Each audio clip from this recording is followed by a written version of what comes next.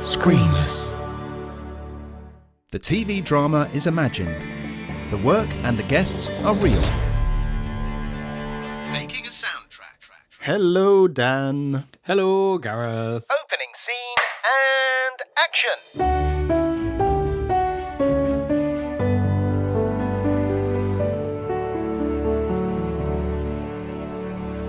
How are you? I'm good. How are you? I'm very well. I'm a little bit sad, though. Why is that? It's our last episode of It is. Making a Soundtrack Series 1. It is. As my kids say, 2 tears from one eye. Oh. So this episode we're going to reflect on the series, the whole series. Yeah. Yeah. We've been going since September and mostly every week, apart from our little break at Christmas. Yes, the Christmas break. But other than that, it's been one a week. It's been one a week, so fairly relentless, fairly quite hard work, actually, making a podcast, isn't it? Yes, more so than we thought, I think. Searching for sympathy. And So what will you miss overall, do you think, from the podcast experience? There will be the Skype chats, obviously, with you. Yes, which we can still have. Yes, just not record them.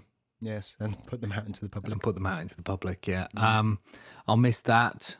I will miss talking to some unbelievably lovely, talented and generous people. Oh, why, thank you very much. No, I mean the guests. Okay. I mean the guests. Yeah. I think we've been exceptionally lucky. We really have. And I think, we'll talk about this in our behind-the-scenes segment, but yes, I think we were quite surprised, weren't we, about how much generous advice our guests were giving. Yeah, definitely. Just offering it up. So what's next? I suppose we are coming to the end of the album as well as the podcast. Yeah, we'll be talking about track 10 later. We will. And we'll be talking after the episode about Series 2. Series 2. We won't be back immediately, I'm very sorry to say, but we do have plans afoot, don't we? We most definitely do. To bring another series. So finally, in the opening scene, I suppose we should say that we'll be celebrating the end of this series by going to the Royal Festival Hall Central Bar on Saturday, which will be tomorrow as this episode goes out. Yep, on Saturday. Possibly weeks ago. Last year. If you listen to this podcast at some unspecified time in the future. Yeah. Depending on where you are in the general thing of time, we will at some point be going for drinks, which we will call Saturday the 25th of January from 6 p.m. at the Royal Festival Bar, Royal Festival Hall Bar. But for you, that could be something in the past. Yeah. If you are 5 billion light years away on the planet Megatron 4. Indeed. And if you did miss it, you will be crying 2 tears out of one eye. I think we're guaranteeing that people won't turn up now. Sorry. That's my fault. If nobody turns up, that's my fault. So it only leaves us to say what's coming up. I prepared a little something. Have you? Yeah. I think I might have listened to it earlier. Did you? It's ridiculous. So before you say cue the music for the very last time on Series 1, let's just hear all of your cue the music ridiculousness all pieced together. Yes! Is it time for cue the music? Cue the music. Sorry. Cue the music. Cue the music. Cue the music. It's time for Dan to sing. Cue the music. Cue the music. Cue the music. Cue the music. Something about cueing something. Is it? Is there something? Yeah, something. There's a cue the music. There it is. Cue the music. Music. Go on, get up there, son. Cue the music. Yay! That's ridiculous. Sing properly. Cue the music. Cue the music. Now I know you're not in a jazz club. Shibbidi-bip-bop-bop. Cue the music. Cue the music. There you go. Cue the music. Yay! Cue the music. Cue. So there we go. All of your cue the music moments. What a masterpiece that is. I think my favourite one was the first one because I don't think even you knew what was happening. No, I have no idea why I did it. And then when I did it, I thought I'd better keep it up. Anyway, Dan, for the last time, I think it's time to... Cue the music! Going for more of a primal scream approach there. Yeah. Cue the music.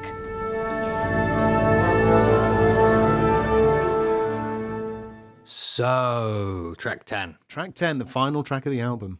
Who'd have thunk it? We've got The there. Final Frontier. When we spoke last, you had an idea for I did. track 10, which Yeah. had kind of been bubbling since track 7 or something. Yeah, it was from ages ago. And it was one of those things where you're doing something for one track and all of a sudden I came across these chords and just thought, I better put that down.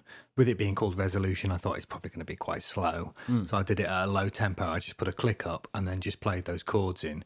And it's about 4.5 minutes of me going, there's a little change in the middle, but it's basically just 2 chords. Ironically, 2 unresolved chords. 2 unresolved chords, So yeah. it does resolve in the end. Yes, yeah, it didn't.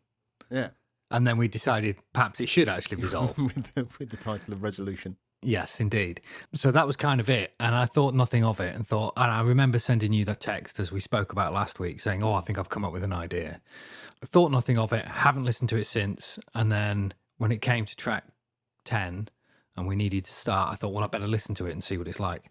And I was pleasantly surprised because actually it was rather good. Yeah, I thought so too.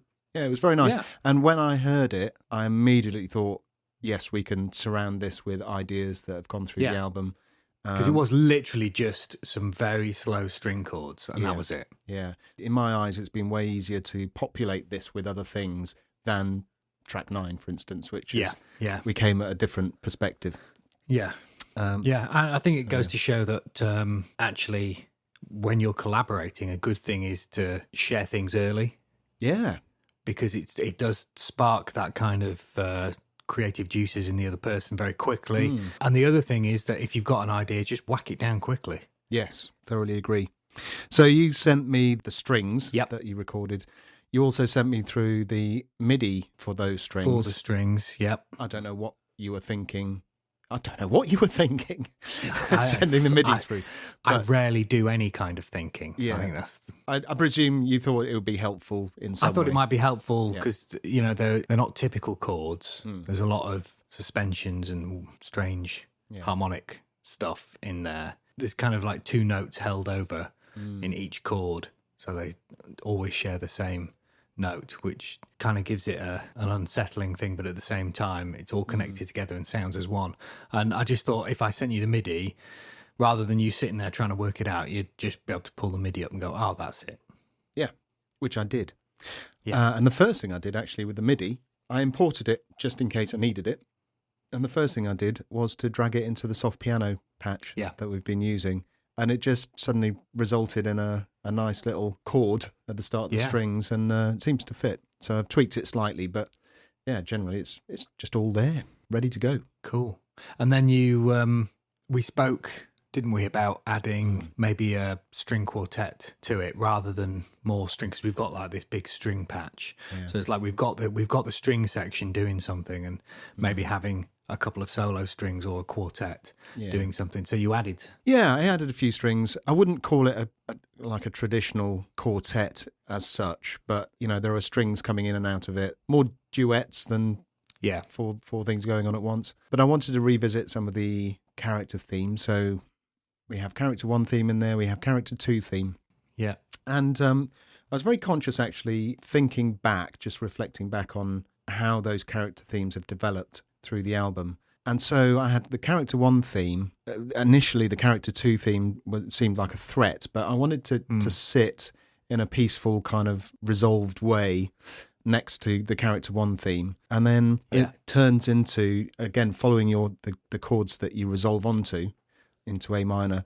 I wanted that to kind of reflect in the solo strings as well. So it kind of almost created a new theme out of it. Yeah, it's lovely. That's good to hear. I think the whole thing, it's come together very quickly, which is nice. It's fairly simple, but it doesn't need to be ridiculously complicated. No. And I think it's been quite a success. I think so too. Good. Yeah. Unlike my other idea that I had, which was to put those bowls from track 2 into track 4, which I thought was a great idea, and then I imported them, and no. What was wrong with that? I just thought if I had, like, as I mentioned last week, a hit on like the first beat of the bar, it just sounded, it didn't fit because it didn't sound like it belonged there. I think part of that is because I'm so used to the Character 1 theme being that way, sounding that way. There's not a great deal going on in the Character 1 theme. You know, it's piano driven with a little bit of strings and some synth, and that's kind of it. Yeah. And then as soon as you add something else to it, it kind of took away from... I think it has a kind of a feeling of isolation in a way. Yeah, which is kind of the feeling I was going for. So Yeah, it's appropriate. so that didn't work. Okay, so should we hear a bit of track 10? Yeah, let's... Oh, in fact, can I suggest something? Yeah, go on then. Why don't we play a little bit of each of the tracks leading up to track 10, and then we can play track 10 at the end. Yes. I'll mention which track we're on as we go through. Nice. And then we can show our listeners kind of the context of the album. Yeah, cool. Okay, here we go then. Track 1, Introduction.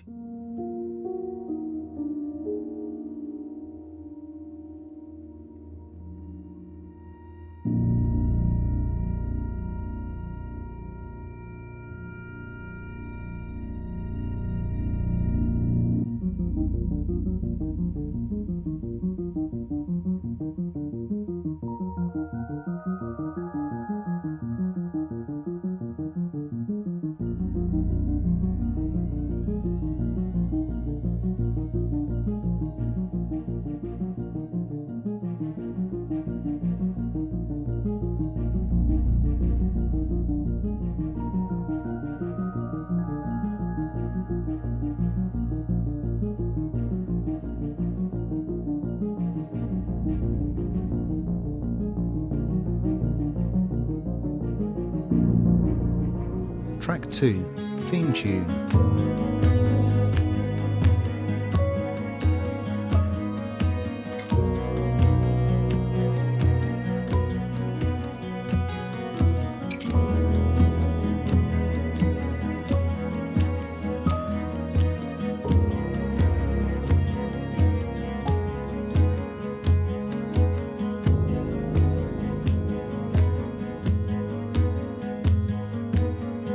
Track 3, Location.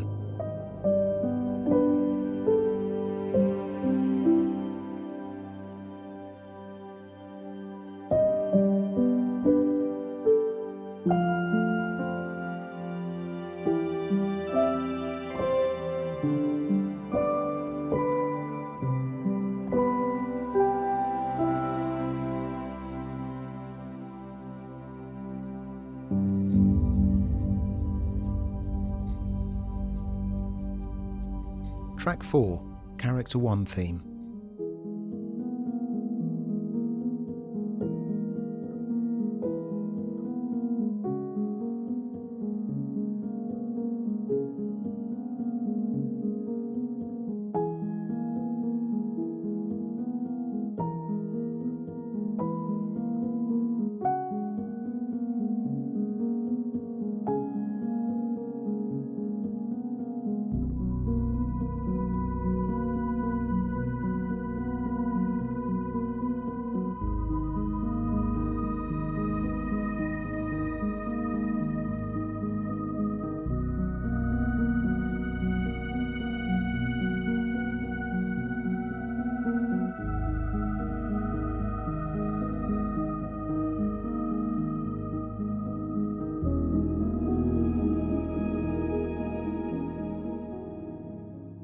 Track 5, Character 2 theme.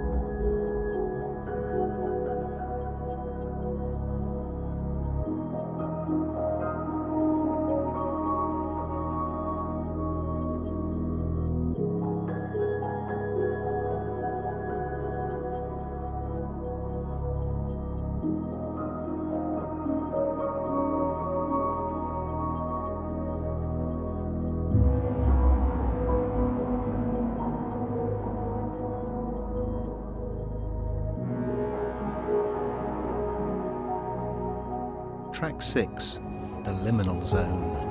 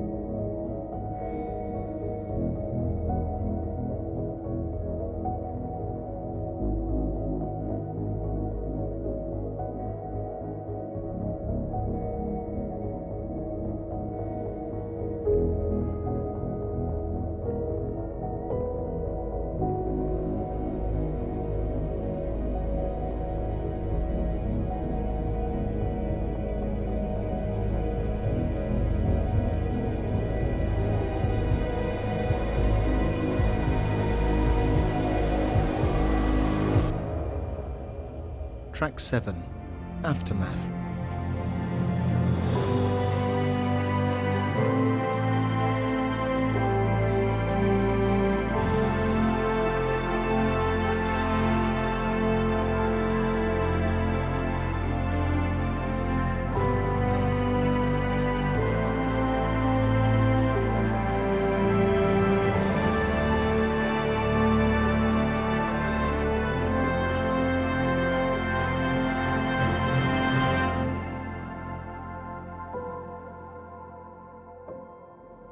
Track 8, Build to Event.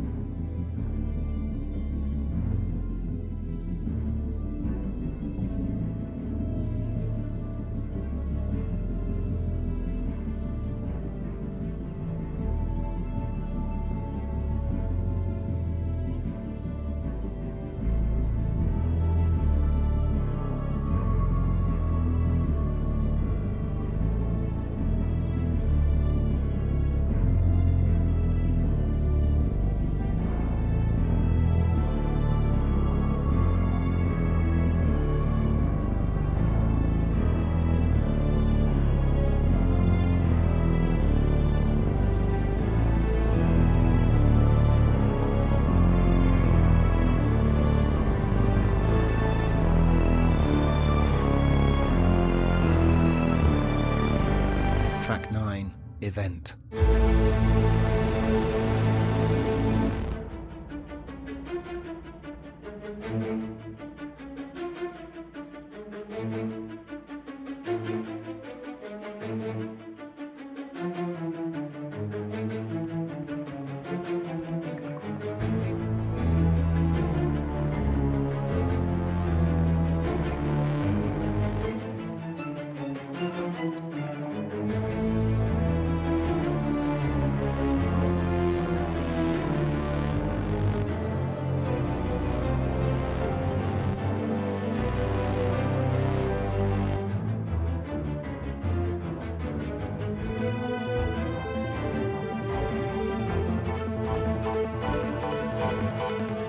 Track 10, Resolution.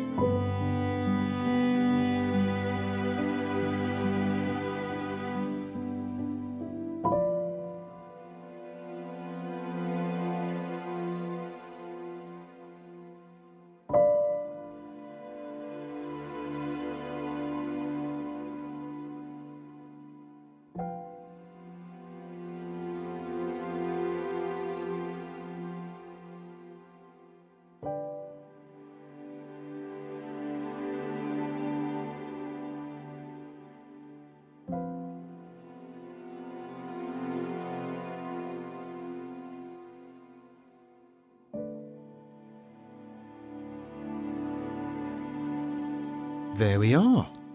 That's our album. Wow. Little disclaimer, though, because this is unmixed. What I've just played is totally unmixed. Well, mixed as we've gone along, but you haven't added your sparkly wow yet. No, I have not. That's something to do next. Structure-wise and melody-wise, it's all there. There's just a few little extra production tricks, really, that we're going to put in. Yeah. But other than that, I mean, it is. I'd say it was all written, but pretty complete. Pretty complete. Yes. But I just wouldn't want our good listeners to think that's the finished product, because we've still got a little way to go. But it's certainly this is where we are now, and certainly the writing, we've got to the end, and so now it's getting the duster out and the polish, and that's it. Sparkly wow. Tidying things up. So the original plan for actually writing this album was to write in the style of a TV drama and explore all that and experiment, which I think we've done successfully. I think so, yeah. It was to speak to loads of people and share that information and knowledge with anyone who's listening, which I think we've done successfully. I do believe we have as well, yeah. And so really what's next is finding a home for this album, for the music that we've written. So you had a little update for that, didn't you? Yes, I had a meeting a couple of weeks ago with a library, and they are very keen on taking it. So as of now, there is interest, which is great. There is interest. Yeah. So once we've got it finished, we'll send it over. And I suppose on another level, if there are any producers or directors or decision makers out there who like the sound of what we're doing, have a conversation. Send us an email. We'd love to talk to you. Absolutely. Okay. Wow. I think it's time to go behind the scenes. I think it is. BTS.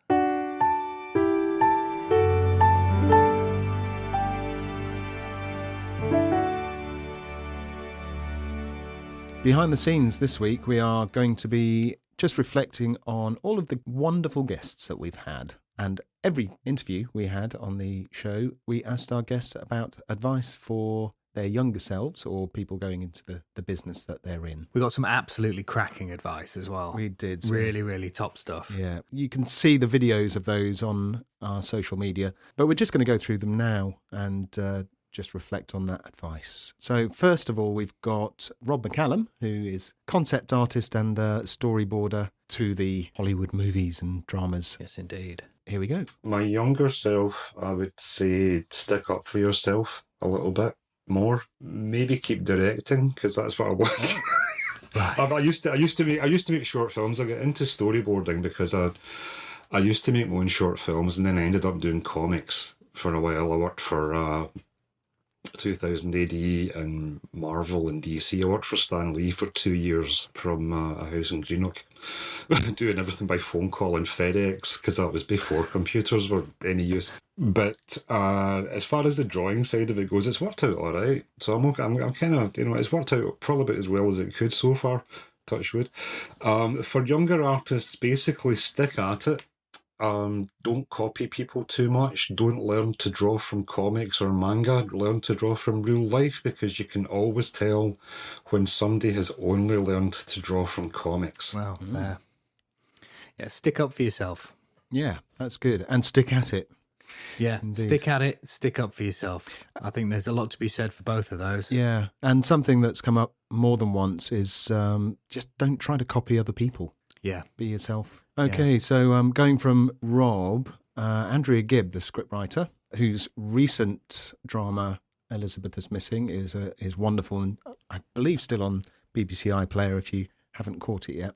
She talks about picking your battles carefully. Let's listen to Andrea. To have more confidence in your own opinion, I think would have been a very important lesson for me, because I tended to be quite bendy to begin with. If somebody, I'm saying a minute ago, you have to listen. I think I listened too much to begin with. I think there is a happy medium where actually you have to be prepared to let some battles go in order to win the war, if you like. Make sure you know your priorities, that what are the things that really, really, really matter. I tend to split things into three things. And I think I would have told my younger self to do this sooner. Things that I would lie down in the road and die for, that you could run me over with a car and I will not give in. Things that I will shout a lot about and argue my case, but be prepared to shift slightly, and things that actually don't matter that much. Wow. Yeah. So basically, things that you will die for. Yeah. Things that you will argue a lot over and possibly bend a little bit, and stuff that you couldn't give two hoots about. So what's the point in worrying about it? Yeah. Or it's not worth creating the fuss about. Yeah. Yeah. Yeah. Great advice. Yeah, definitely. And the beginning when she was talking about having confidence in her own opinion, that's another one as well. I think that's a really hard one, isn't it? Because when you're young and just starting out and naive, and because you want to please everyone. You want to be the person you know. It's like everything in life. You want to say yes, yes, but sometimes actually no, or perhaps a maybe or a why. Yeah, why? Yeah, yeah. That's why, quite Dan? Often say that to my kids. Why? So next up was Tristan Noon, the orchestrator. He's worked on lots and lots of drama himself. He has. Here's what he had to say about patience. I would probably say patience. I'm not very good at being patient. I just wanted to be up there straight away. And of course, it doesn't happen like that. Yeah, be patient. I think that's one thing that I've probably not been very good at, to be honest. I've tried to kind of skip ahead as much as I could. And although that's, you think that's probably a good thing to get as many jobs as you can, all that sort of stuff, I don't know, I feel like you kind of lose perspective if you're not patient. I just think patience is one of those things it will come to you eventually. If you keep working hard, it will come to you. Patience with a dash of persistence. Exactly, yeah. Yes, patience. Got to have a little patience. I was going to say in the immortal words so Gary Barlow. Very wise words. Well, I think it goes along with Rob sticking at it. You've got to stick at it. There are times when you do feel like giving in because nothing seems to be going your way. You do need to stick at it, and you do need to have the patience to just roll with it. Yeah. And it seems to be, there are more and more people freelancing nowadays. And I think it's I've certainly heard from a lot of people who have said, I expected things to happen sooner. Yes. Yeah. I thought it would happen straight away. You know, when you come from a job where you're working office hours and stuff, you just expect things to happen. And when you're learning a craft, you have to go through all that tough stuff. Yeah. And just keep going, keep writing. So I think Tristan's right in that respect. Definitely. And the other thing is, just because you've got, say, a big job now doesn't mean that the phone's going to continue ringing once that big job finishes. Yeah. So absolutely. Okay, so that was Tristan. Next we had do you know this guy? Sam someone? No. No, never heard of him. Sam Watts, brother to Some we can't make this not safe for work. Okay, yeah. Sam Watts, brother to brother to the originator of the Cue the Music jingle. I'm sure that's how Sam would like to be remembered as well. Yes, yeah, definitely. Have you heard of Sam Watts? Oh, isn't he connected to the Cue the Music album? You know, the one that won all those Grammys? Which is basically two notes in different keys. And yeah. Move over, Lizzo. Anyway. I'm coming for them Grammys. Anyway, Sam talked about working hard but enjoying yourself at the same time. Work really hard, but not too hard. Make sure you have time to enjoy yourself. Actually, enjoying yourself is really key. Don't get too stressed. If they give you an orchestra, enjoy it. Also, stop listening to soundtracks, which John Powell has famously said. Yeah. The worst thing you can do is try and sound like somebody else. Try and sound like yourself. Try and develop your own voice. The most successful composers are those who have their own voice. I'm thinking about people like Alex Baranovsky, who has done all of the BBC Two idents. Most recently, Alex is probably one of the best composers of his generation, mostly because he does Alex and his voice is really clear. So, Sam, they're echoing really what Rob was saying. Yeah, be yourself. Don't copy other people. And I think you ultimately find writing a lot more satisfying if you don't try to emulate other people. It's difficult because you listen to records and stuff and you hear stuff and you think that's really cool. How did they do that? And I think the difference between just copying someone and incorporating Being influenced something is a fine line sometimes, but you do need to, really kind of strive out on your own. Yeah. I mean, there are times when there is a brief and the brief is, I want you to sound like this. Yes. And so it's unavoidable sometimes. But I think in a general sense, to try and create your own identity as a composer is the best thing. You can always, even if the brief says, I want you to be like so-and-so, you can be a bit like so-and-so, but you have to do it in your own style. Yeah. Very good point. So that was Sam. Then we had director Steve Hughes, director of Casualty and second unit on things like Treadstone, which is just out actually. I've got it lined up to watch. I need to finish Chernobyl and Lost in Space. I'm still watching as well, so I need to. I'm still watching Lost in Space. I've just finished The Expanse. I need to start series 4. Right, yeah, I've just finished. But then I will be on with Treadstone. Yeah. Here's Steve talking about aiming high. I think I could have pushed myself a bit harder when I was younger. I was afraid that, I'm from Wigan, nobody's going to take a director straight from Wigan, so I didn't aim as high as what I could have done. And, I was, even though I was confident in my abilities, I always thought I knew what I was doing, but I thought that because of where I was from, that people would judge, well, you're not from London, especially when I was starting out. Things were kind of different now. There's a much bigger kind of grid for the way people that work, things happen all over.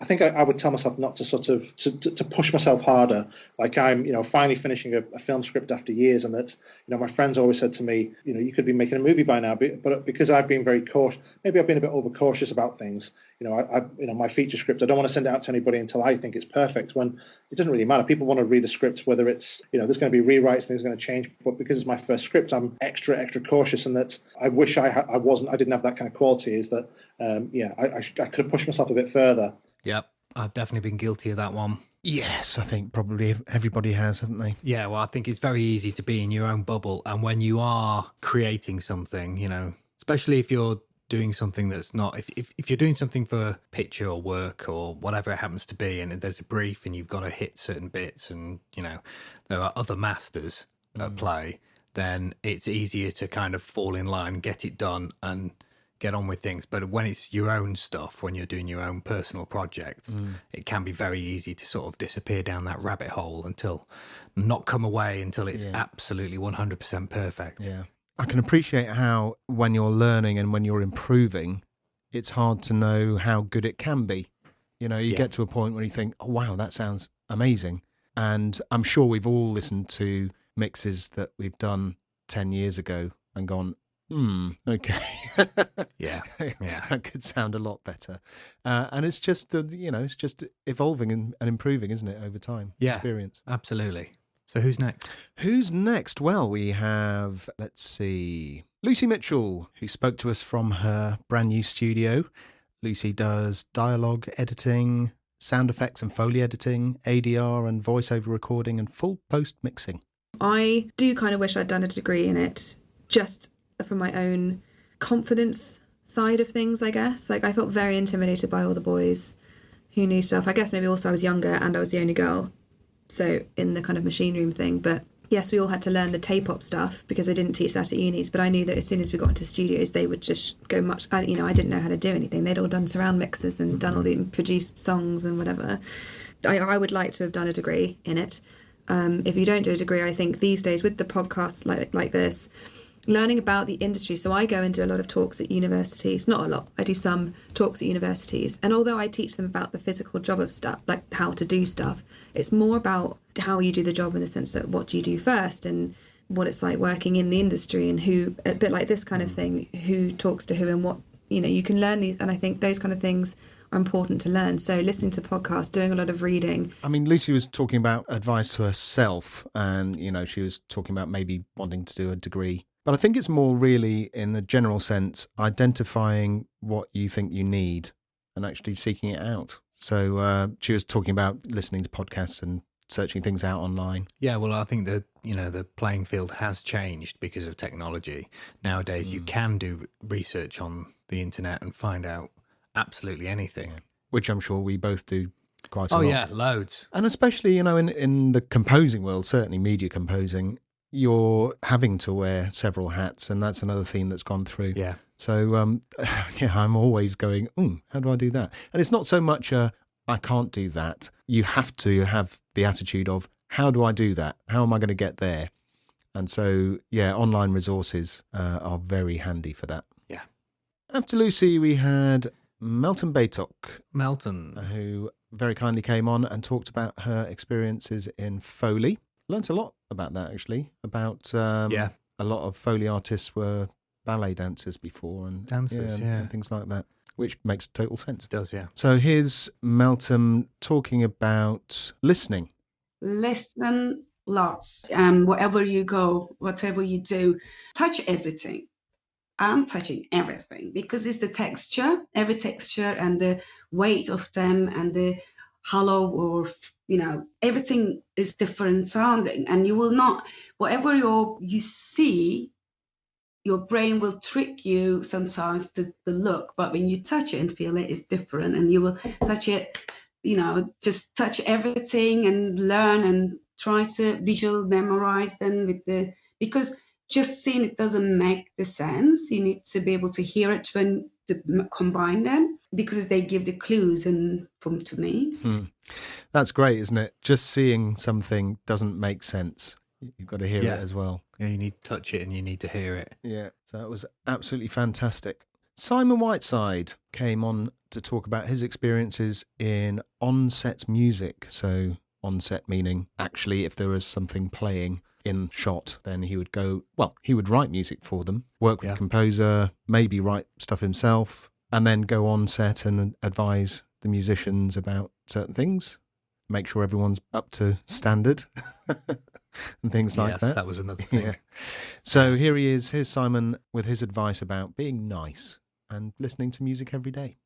So the first rank of things that you really should do: write music every day, listen to music every day, and study a bit every day. I think all of us should always do that all the time as musicians. Otherwise, you go off the boil, really. And the passion should drive that anyway. It shouldn't be complicated. And people say, oh, well, everyone listens to music every day. I don't really mean hear music. I mean sit down and listen to it, you know, actively participate in getting deep into it. Then I've got a set of second-rank things to do. One of the things people very rarely say is, how do you get into the business, is like, be a good person. Be someone who people can work with. So work every day on having a positive attitude. And if someone says, do you think we can do this? Try and make your first answer yes rather than no, for example, even if it is hard. Yeah. Even if it is hard. Even if it is hard. And it will be. Yeah, great advice. I love the actively listening to music bit rather than just consuming it. I mean, you know, I have music on all the time, but I might have music on in the kitchen while I'm cooking tea or whatever, and the kids will be running around and they'll be asking me questions, and Lizzie might be asking me questions and other stuff, and you know, you're not 100% there with it. Taking the time to actually sit down. I think that's one of the benefits of vinyl, isn't it? You've recently got back into it. Yeah. And without shadow of a the doubt. activity of sitting down and reading the notes. And it is. Somebody was saying to me the other day, well, how's the sound quality? And I was like, well, it's okay. What? It's not better. I was like, well, no, not really. I don't think it is any better. But it's not that's the appeal. It's the fact that you take the time. Yeah. You get a physical thing and you have to do something with it. And the other thing is, it's not like you can get distracted and, you know, go off somewhere and then go, oh God, I've missed half the album. Because actually there's only 3 or 4 songs, and then you've got to turn the side over. Yeah. So you got to be close to it. It's like it's holding you captive. Okay, so next we had Peter Black, who you, Dan, have worked with. on a feature film. I have indeed. I thought it was really good, actually, the way Peter was describing about ignoring the negative voices in your head. I've spent a lot of my time in my 30s where I was sort of lacking in confidence in my own work. I think in my 20s, I was quite confident about myself and my work, and I thought I could probably, become the next big shot director. And then the 30s kicked in, and then suddenly I started doubting myself and whether I could really pull this off and whether I had anything to say. And then I think maybe in my 40s I kind of decided to throw all that away and decide that actually I could pull this off. I can do this, and I am good enough to be here. So yeah, if I could give myself an advice, it would probably be, forget about all the negative voices you have in your head. Very good advice. Yeah. I think we all suffer from the little devils popping up and telling us that we're not good enough and never going to amount to anything and all the rest of it. And actually, it's a tough thing, but just turning around and saying, do one. Yeah. I am actually. Yeah. I mean, it's very easy for us in hindsight, because we're similar age, to go, oh, well, we were confident in our 20s, and then later on the doubt creeps in, and then you hit 40 and you go, I'm comfortable in my own skin and this is me, and I feel a lot better about what I'm doing. So I suppose the advice is for people in their 20s, isn't it, who are now confident and they don't know what's coming. Yeah. Keep hold of it. Yeah, just keep hold of it. If you get that doubt in your head, just realise that life does evolve, and you might not end up where you intended to when you started out, but that's okay. Absolutely. Okay, so next we had conductor and composer and orchestrator Jeremy Holland-Smith, and his advice about enjoying yourself. I think at this stage in my life, I would definitely try and say to myself, you need to enjoy it a bit more. I think I would definitely say try not to worry so much. We are kind of a delicate breed, and sometimes it's sort of quite kind of cutthroat, isn't it? And it's quite hard to kind of push through the noise. I think this is quite a kind of, I don't know about you guys, but it feels quite a kind of turning time, and it's difficult to know how to sort of manage that, and whether you just kind of hold on to all the experience that you do have and all the experience you can give to projects or work or people. So I would definitely say try and enjoy it more. Yeah, great advice again. Stuff happens so quick these days. I don't know, maybe this is another symptom of us getting on a bit. Time moving so quickly. But things happen so quickly, sometimes it's very easy just to, something will happen and it'll pass you by. Before you know it, you've done it, and you haven't actually enjoyed it. You haven't taken any time to appreciate what's been going on. Which is why, it's celebrating the small milestones as well as the big ones, isn't it? Absolutely, yeah. Any excuse. Great. Okay, so next we had Ian Arbour, composer. And Ian had some advice about socialising with people who do the same thing as you. And especially when you're starting out, it's possible you can be guarded about what you're doing and thinking everyone's in competition. Which to an extent they are, but also you might find that they are the best support group you could possibly wish for. Yeah. And through networking, you never know, you might get work as well. Bonus.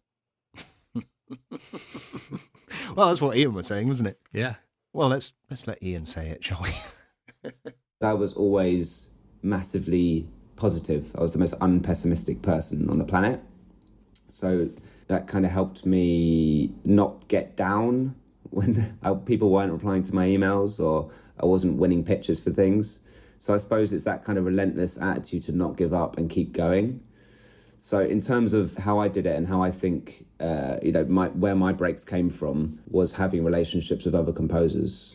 So that's one thing I often say to younger guys and girls at university or, even younger starting out is, you always have people saying, don't network with composers, don't do this, don't do that. But literally every break and every kind of useful advice I've ever got have been from more established composers than me. And just knowing Joe Kramer is the reason why he hired me to assist him on Mission Impossible. And these things just happen through knowing people. Yeah. It's not what you know, it's who you know. It is indeed.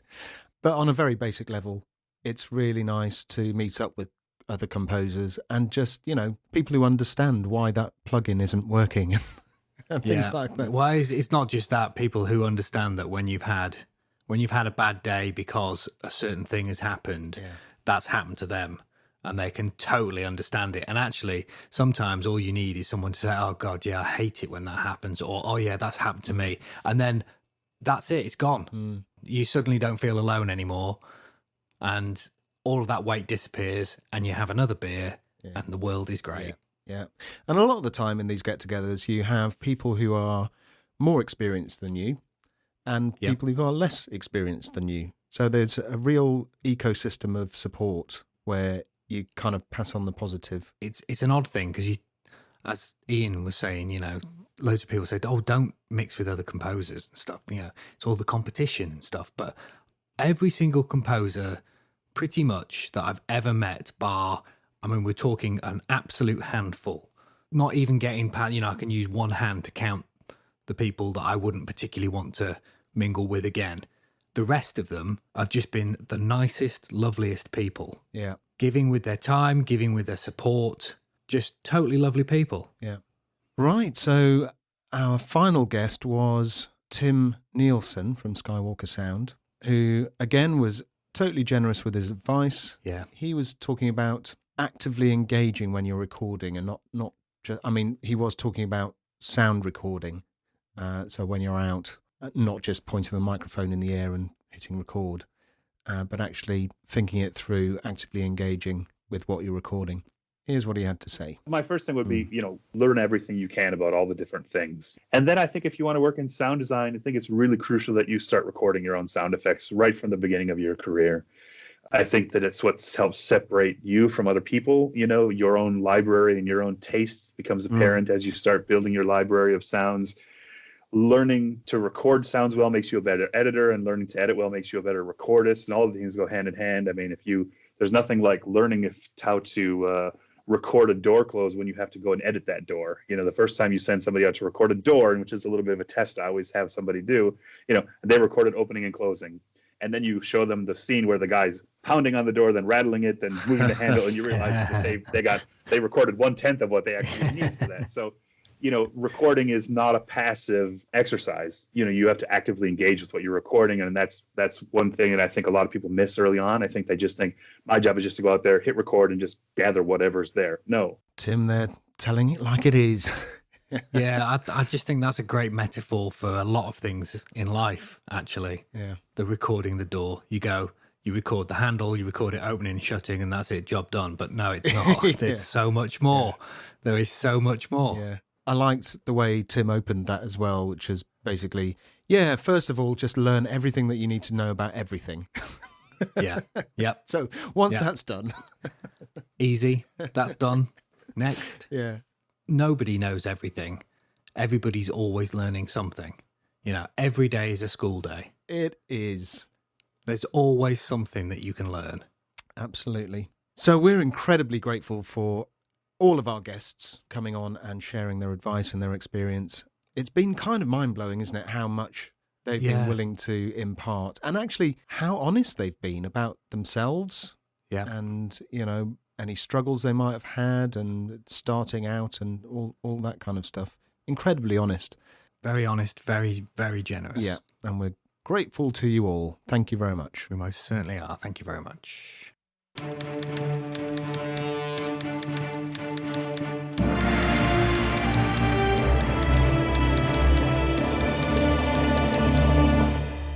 I went to a wedding on last Saturday. Congratulations. Thank you very much. I was very happy. Good. Yeah, it was a family wedding. My wife's cousin Sam, who is a French horn player, so relevant, and his now wife Helen, who is clarinetist. That's a rubbish impersonation of it was both a little instruments. bit. But I know that they are listeners of the podcast and enjoy listening. So I thought I would mention them because they're hopefully lying on a beach at the moment listening to this. Oh, hopefully they're not listening to this. Hopefully they're just lying on a beach, enjoying life in general. Yeah. So congratulations, Sam and Helen. Yes, congratulations both. I'd just like to take a quick opportunity once again to thank all the amazing guests that we've had on through the series. It's been phenomenal just chatting to so many fantastic, wonderful and talented people. I couldn't agree more. It's been a real eye-opener. You know, it would appear that it doesn't matter what you do in this industry, everybody's roughly kind of going through the same stuff, and that's helpful to know, you know, especially when, as composers, you spend a lot of time by yourself. So knowing that there are other people who quite often spend a lot of time by themselves and have all the same issues that you do is heartwarming. And I think as we move into planning for the future of this podcast, we are kind of starting with that openness and the sharing of information and the being honest with our own experiences and things like that. Yeah, there's a lot of I think it's quite normal to be guarded about these things, but actually just be open about it. Yeah, you know. I suppose we should mention the get together on Saturday. Oh yes, why not? Saturday, the 25th of January, 2020. Of course, if you're listening to this, as I've mentioned before. No, don't go there again. Yeah, so Saturday, the 25th, Royal Festival Hall. We will be in a bar. Yeah, the Central Bar. The Central Bar, yeah. Yeah, it's on level 2. Level 2, Electric Boogaloo. That's where we will be from 6 p.m. Come and have a drink, say hi, and all that jazz. Yeah, and details are on the website, makingasoundtrack.com, and that includes a map, includes all the start times and all that. Yeah. So, yes, we'll be back with some brand new content, hopefully pretty soon. We're going to take a little break. Yep. In the meantime, I was wondering about, what can our listeners listen to in the meantime? Because there is a lot of good content out there. There is. Some established, some starting up. It's a really nice way for anyone in the industry really to learn about what other people do in the industry, and indeed stuff in their field as well. I've been listening to a few podcasts. One podcast I've been listening to, which has been really, really good, is Filmmakers Feedback from Giovanni, fellow composer. And it has some great interviews with filmmakers. And it does what it says on the tin. They give out advice about what to submit and how best to have a working relationship with filmmakers. Cool. It's a really good one. Yeah, on the techie side, there's a new one just started called Mixbus, which features some of the best producers, songwriters, mixers, engineers, all talking fairly informally about their careers and their approach to music. So yeah, that's just, I think it's only one episode in, but that's Kevin Paul. So good luck, Kevin. Yeah, all the best. So is that a series wrap? Or a Sarap? Go to your room. That's a wrap. How do you find us? Makingasoundtrack.com will tell you all you need to know. Links to the podcast, social media links, and there's information about us too. And if you've enjoyed this podcast series, it would make our day if you could give us a positive rating or review. So head to makingasoundtrack.com and you'll see the button right at the top there. And if you enjoyed this episode, hit that share button and recommend it to someone. And that's it. That's it for this series. Making a Soundtrack will return, though. Ooh, oh, yeah. Cliffhanger music. No. Cliffhanger music. Just usual music. Yeah, okay, just the usual music. Thanks for listening, everyone. Thank you. We'll see you again soon. Bye. Bye-bye.